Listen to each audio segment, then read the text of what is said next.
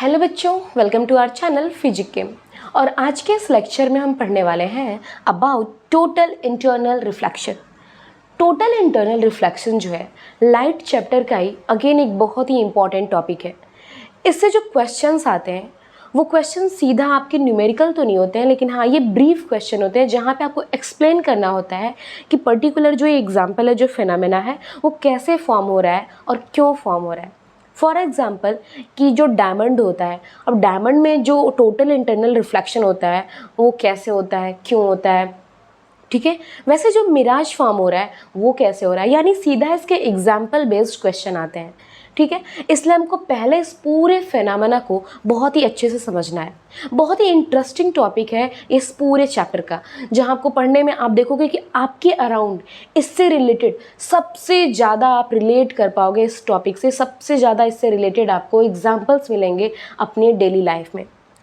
अब एक ऐसी बात करूँ कि देखो गर्मियों के दिनों में जब हम कहीं जा रहे होते हैं तो हम क्या देखते हैं कि रोड पे हमें कुछ दूरी पे क्या वाटर पूल नज़र आ रहा है, लेकिन एग्जैक्टली वो वाटर पूल नहीं होता है, वो होता है टोटल इंटरनल रिफ्लेक्शन।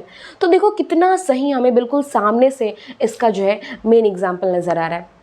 ऐसे हमारे अराउंड रेनबो, जैसे कि बारिश होती है और बारिश होने के बाद अगर धूप निकल आती है तो रेनबो फॉर्म हो जाता है। रेनबो भी इसी का एग्जाम्पल है, किसका? टोटल इंटरनल रिफ्लेक्शन का। ऐसे बहुत से एग्जाम्पल हैं टोटल इंटरनल रिफ्लेक्शन के जो हमारे अराउंड जो है फॉर्म होते हैं। तो ये जो टॉपिक है बहुत ही ज़्यादा इंटरेस्टिंग है, समझने में बहुत अच्छा लगेगा। तो चलिए स्टार्ट करते हैं। तो बच्चों टोटल इंटरनल रिफ्लेक्शन जो है इतना इंटरेस्टिंग पॉइंट है, इतना अच्छा पॉइंट है कि इसको समझने के लिए ना सबसे पहले हम एक कोट को समझेंगे, क्योंकि जितना अच्छा एग्जाम्पल ये हमारे अराउंड देता है, जितनी चीज़ें हम देख पाते हैं, उतना ही हमारी लाइफ के सिचुएशंस, जो भी चीज़ें, जो भी हमारा परसेप्शन है उससे भी रिलेट करता है। फॉर एग्जाम्पल हम एक कोट लेते हैं, हम इस कोट को देखो कितना अच्छे से ये हमारे लाइफ पे सूट करता है, कितना रिलेटेबल है। So the reflection of light is a reminder that what we see is not always what is, but rather what is presented. That means कि जो रिफ्लेक्शन ऑफ लाइट है ये हमें रिमाइंड कराता है कि जो भी चीज़ें हम देख रहे हैं वो हमारा परसेप्शन है बस देखने का, ना कि वो चीज़ें वैसी हैं।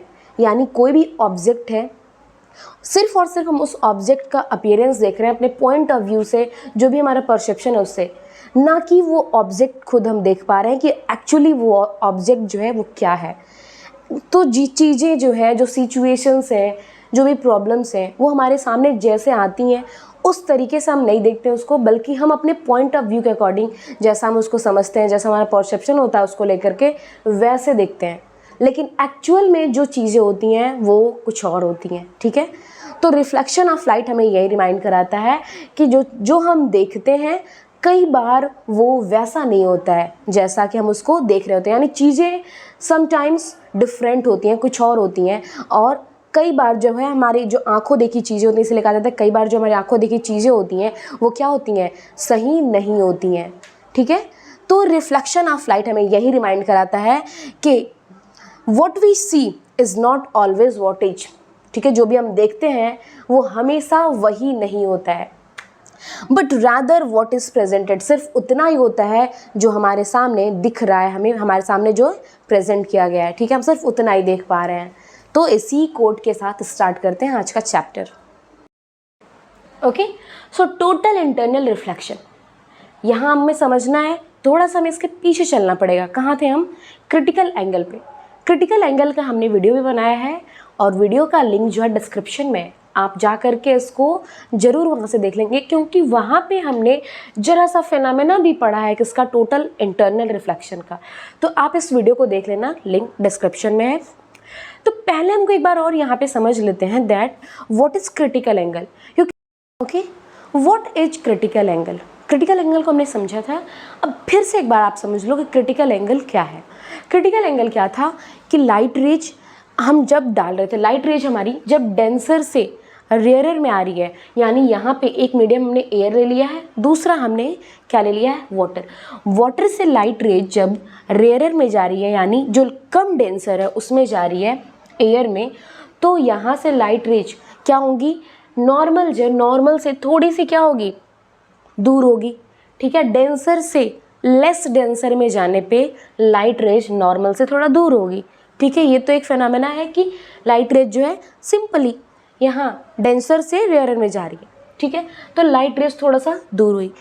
अब ऐसे ही हम एंगल ऑफ इंसिडेंस को डेंसर मीडियम में बढ़ाते रहेंगे तो एक कंडीशन ऐसा आता है कि यहाँ पे जो रिफ्रैक्टिव एंगल बनता है, एंगल ऑफ रिफ्रैक्शन जो होता है, वो नॉर्मल से दूर होते होते क्या बना लेता है, 90 डिग्री बना लेता है। यानी एंगल ऑफ इंसिडेंस हम जैसे जैसे बढ़ाते गए, एक कंडीशन में ऐसा आया कि यहाँ पे जो एंगल ऑफ रिफ्रैक्शन है वो नॉर्मल से दूर होते होते 90 डिग्री का एंगल बनाया।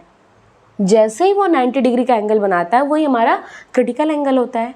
यानी angle of incidence that is equal to the angle of refraction which is 90 degree. जहाँ पे आपका एंगल ऑफ रिफ्रैक्शन क्या हो जाता है, 90 डिग्री हो जा रहा है, वही हमारा क्या है, क्रिटिकल एंगल। अब इस क्रिटिकल एंगल पे तो हम आ गए। ठीक है, अब इस क्रिटिकल एंगल से आप जरा सा भी यानी एंगल ऑफ इंसिडेंस को जरा सा भी बढ़ाएंगे तो ये एंगल ऑफ रिफ्लेक्शन जो है ये चेंज, यानी यहाँ पे एंगल ऑफ इंसिडेंस को जरा सा भी इंक्रीज करेंगे तो ये एंगल ऑफ इंसिडेंस जो है चेंज हो जाएगा किसमें, टोटल इंटरनल रिफ्लेक्शन में। यानी जो 90 डिग्री पे यानी सरफेस जो था वो अब सरफेस से क्या हो जाएगा, उसी मीडियम में वापस हो जाएगा। इसी मीडियम से गया डेंसर से, और अब हमारा एंगल जो है टोटल इंसिडेंस का क्रिटिकल एंगल से और भी ज़्यादा बड़ा हो गया है। तो ये क्या होगा, इसी एंगल में, इसी जो मीडियम है इसी मीडियम में वापस हो जाएगा। और यहाँ पे जो रिफ्रैक्शन होगा, एंगल ऑफ रिफ्रैक्शन होगा, वो रिफ्रैक्शन ना होकर के टोटल इंटरनल रिफ्लेक्शन होगा। क्या होगा, total internal reflection. Total internal reflection इसलिए कहते हैं क्योंकि यहाँ पे लाइट रेज का जरा सा भी रिफ्रैक्शन नहीं होता है, पूरी तरह से लाइट रेज जो है रिफ्लेक्ट हो जाती है उसी मीडियम में। इसीलिए इस फेनोमेना को हम क्या कहते हैं, टोटल इंटरनल रिफ्लेक्शन। कैसे, यहाँ पे जो एंगल ऑफ इंसिडेंस है, when angle of incidence is greater than critical angle. ठीक है, जब आपका एंगल ऑफ इंसिडेंस जो है वो ग्रेटर होगा किससे, क्रिटिकल एंगल से, और जैसे ही ग्रेटर होगा आपको जो यहाँ पे रिजल्ट मिलेगा वो क्या मिलेगा, टोटल इंटरनल रिफ्लेक्शन का। That means I is greater than 90 degree. ठीक है, okay. So total internal reflection होने के लिए दो चीज़ें जो कि बहुत इंपॉर्टेंट है, यानी इसके बिना टोटल रिफ्लेक्शन जो इंटरनल रिफ्लेक्शन है वो पॉसिबल नहीं है। वो क्या क्या है, सबसे पहले कि जो लाइट रेज है वो हाई डेंसर मीडियम से लो डेंसर मीडियम, यानी हाई डेंसर मीडियम से लेस डेंसर मीडियम में जाए। ठीक है, हाई डेंसर से रेयरर में जाए, हाई डेंसर से लेस डेंसर में जाए। ये होना चाहिए कि जो लाइट रेज है वो कहाँ जानी चाहिए, denser to less denser, denser to rarer, ऐसे जाएगा। तो ये तो पहला रूल हो गया कि ये चाहिए ही चाहिए। सो सेकेंड रूल क्या है कि जो लाइट रेज है, जो हमारा एंगल ऑफ इंसिडेंस फॉर्म हो रहा है, तो एंगल ऑफ इंसिडेंस हमेशा ही क्रिटिकल एंगल से बड़ा होना चाहिए।